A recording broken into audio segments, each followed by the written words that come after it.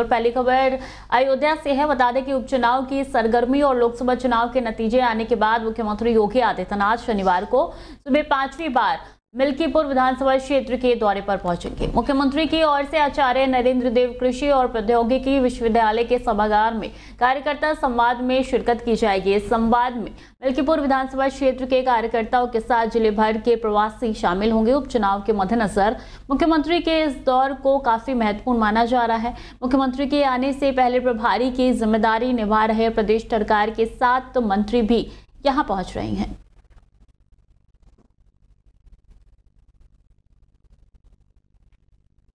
आगरा से खबर है, जहां कोहरे का कहर देखने को मिला है। बता दें कि कोहरे के कारण भिड़े हैं आपस में कई वाहन। हादसे में आधा दर्जन से ज्यादा लोग घायल हुए हैं। घने कोहरे के कारण कई वाहन आपस में टकराए हैं। मौके पर पहुंची है पुलिस ने वाहनों में फंसे लोगों को बाहर निकाला है। सभी घायलों को तत्काल भेजा गया अस्पताल। आगरा जयपुर हाईवे पर महुआर पुल के पास यह हादसा हुआ है। तस्वीरें आप तक पहुंचा रहे हैं कि किस तरीके से यह हादसा हुआ है, कितना भयावह मंजर है।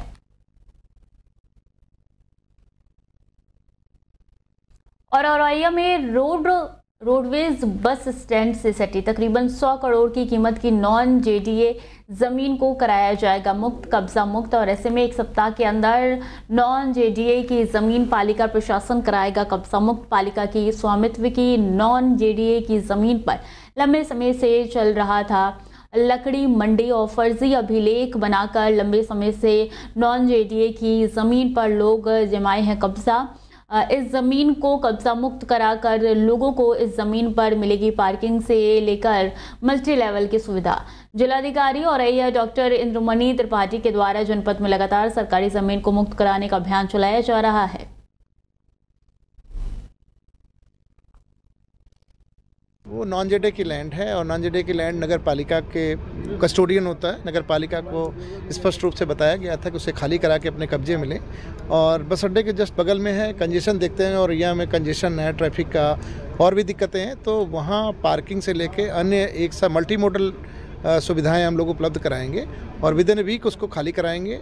हम लोगों ने प्रयास शुरू कर दिया है और जो लोग हैं अपना सामान हटा रहे हैं लकड़ी मंडी वहाँ से। 1 हफ्ते में खाली करके पोजीशन नगर पालिका को मिल जाएगा। सर लगभग कितने करोड़ की ये जमीन? लगभग 100 करोड़ के ऊपर की वो लैंड होगी और बहुत दिन से नॉन जेडे की लैंड पे लोगों ने फर्जी कागज अपने बनवा के कब्जा कर रखे हैं। सर पूर्व में भी इस जमीन पर कई बार प्रशासन के द्वारा जब कार्रवाई की गई, लेकिन वहाँ पर कुछ ना कुछ अनियमितता पाएगी। कुछ लोगों का कहना था ये हमारी जमीन है, लेकिन सरकारी जमीन वह अभिलेखों में दर्ज है। क्या कहना? वो नॉन जेडे की लैंड है। नॉन जेडे में किसी का जो लैंड पे अधिकार नहीं होता, केवल वो पोजीशन नहीं रख सकता है। तो जो अभिलेख में उनके द्वारा अभिलेख प्रस्तुत किए गए थे, फर्जी अभिलेख बनाए गए हैं, उनके अभिलेख वो सही नहीं है। नगर पालिका के अभिलेख सही हैं। जो लोग और बिजनौर से खबर है, जहां मुखबिर की सूचना पर वन विभाग को मिली है कामयाबी। अवैध खैर से भरे लकड़ी के ट्रक को पकड़ा गया है। लकड़ी माफियाओं में मचा है हड़कंप। अवैध लकड़ी की कटान की मिल रही थी जंगल में सूचना। निजामाबाद के साहुलवाला रेंज का ये पूरा मामला है।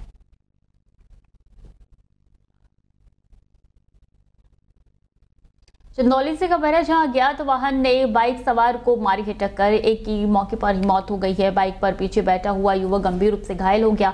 टक्कर मारने के बाद चालक वाहन समेत मौके से फरार हो गया है। मौत की सूचना मिलते ही परिजनों में कोहराम मचा है।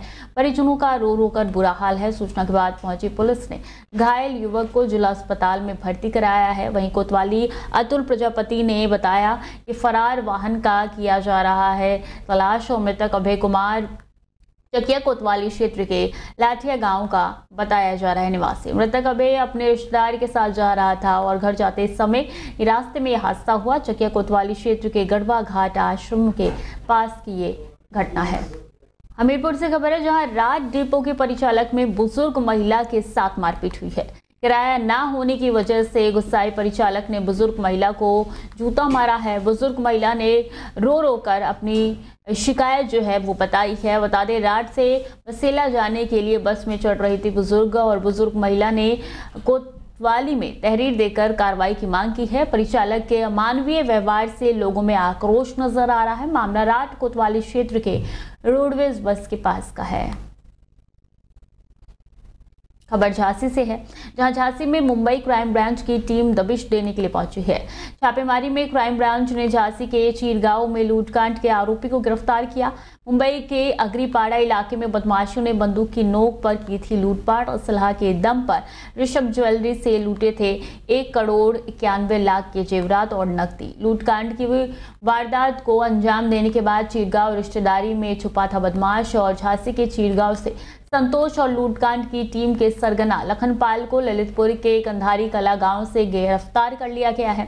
बदमाशों के पास से लूट का माल भी जब्त कर दिया गया है और बदमाशों ने मुंबई के अग्रीपाड़ा इलाके में बीते 29 दिसंबर को लूट की वारदात को अंजाम दिया था। चलिए कन्नौज का रुख करेंगे। बता दें कि जिले में अमानवीय तरीके से पकड़े जा रहे हैं अन्ना गौवंश। पकड़ने वालों की टोली गौवंशों को लाठी डंडों से पीट रही है, बांध रही है। उनके चारों पैर गौशाला तक पहुंचाने के लिए अमानवीय कृत्य किए जा रहे हैं। गौशालों का हाल प्रशासन की लापरवाही से बुरा पड़ा हुआ है। ठंड से मौत मर रही है, गौवंशों को कुत्ते नोच रहे हैं और ऐसे में गौशालों की बदहाली और अमानवीय कृत्य के वीडियो सोशल मीडिया पे वायरल हो रहे हैं। सदर के सहजाबपुर और उमरायपुरवा के वीडियो वायरल हो रही हैं।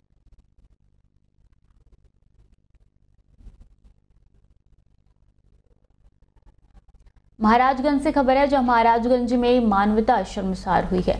घर के बाहर खेल रही 5 वर्षीय मासूम के साथ दुष्कर्म का मामला सामने आया है।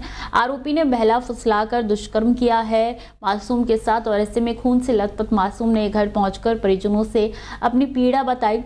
पीड़ित परिवार ने थाने में तहरीर दी है। आरोपी पर मुकदमा दर्ज हो गया है। ब्रिजमंजगंज थाना क्षेत्र के पास की घटना है।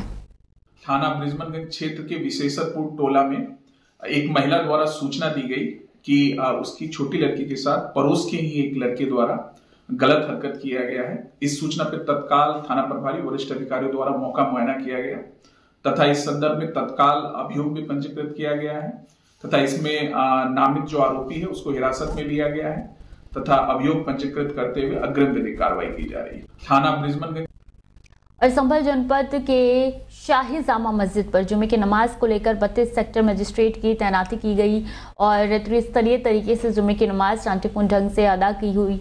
वहीं पूर्व में हिंसात्मक घटना के बाद 5 साप्ताहिक नमाज शांतिपूर्ण तरीके से संपन्न हुई। वैसे ही आज भी जिलाधिकारी ने कई दौरा किया था और ऐसे में तस्वीरें आपको उसी समय का दिखा रहे हैं। बता दें कि वॉलंटियरों और स्वयं सेवियों के द्वारा नमाज शांतिपूर्ण तरीके से अदा की गई। पूर्व की 5 नमाजों की भांति इस बार भी व्यवस्था की गई थी और त्रिस्तरीय सुरक्षा घेरा था जिसमें 32 मजिस्ट्रेट भी लगाए गए थे और यहाँ के जो स्थानीय निवासी हैं उनकी ओर से भी कुछ स्वयंसेवक या कार्यकर्ता या वॉलंटियर्स लगाए गए थे। उन्होंने भी वो भी बड़े अच्छे से काम करते हैं, बड़े मन से काम करते हैं। पीस कमेटी की मीटिंग भी हमने करवाई, सब लोगों ने अपील भी की और अभी तो हर सप्ताह बहुत अच्छे से होता है। सब लोग शांति और सौहार्द बनाए रखना चाहते हैं। पूर्व की 5 नमाजों की आगरा से खबर है, जहां लखनऊ के होटल में 5 हत्याओं का मामला निकल के सामने आया है। जांच करने पहुंची है लखनऊ पुलिस। बता दें आरोपी असद के घर का ताला खोलकर पुलिस जांच पड़ताल में लगी हुई है। आसपास के कई पड़ोसियों से भी पुलिस पूछताछ कर रही है। बस्ती के लोगों की मांग है कि हत्यारोपी असद को फांसी दी जाए और ऐसे में पड़ोसियों ने आरोप लगाया है कि माँ बहनों को घर में बंधक बनाकर रखते थे दोनों बाप बेटे। वीडियो भी वायरल हो रही है। असद ने जिन पड़ोसियों के नाम लिखे हैं, लखनऊ पुलिस ने उनसे भी पूछताछ की है। थाना ट्रांस यमुना क्षेत्र के इस्लाम नगर का रहने वाला है आरोपी असद, उसका पिता बदर। फांसी का फंदा होना चाहिए। जो अपनी फैमिली को उसने मार दिया तो वो हम लोगों के लिए किस टाइम पे हामी हो सकता है। उस चीज़ के लिए हमारे लिए तो दुश्मनी बन चुकी है। चाहे जब हम पे हमला कर सकता है, यहाँ तो पूरी बस्ती उसके लिए तो दुश्मनी बना दी उसने अपने लिए। पर हमारे लिए तो वो हम सोचते थे वो अच्छा है, पर वो अच्छा नहीं था अपनी जगह। वो हरदम जब देखता तो अपने परिवार को मारने के लिए चप्पू छुरी घुसने के लिए डरता था। तो सारे मोहल्ले के सुनते थे जिनको भी आवाज़ें तो भागते थे, तो गेट लगा लेता था, अंदर कोई जाता नहीं था।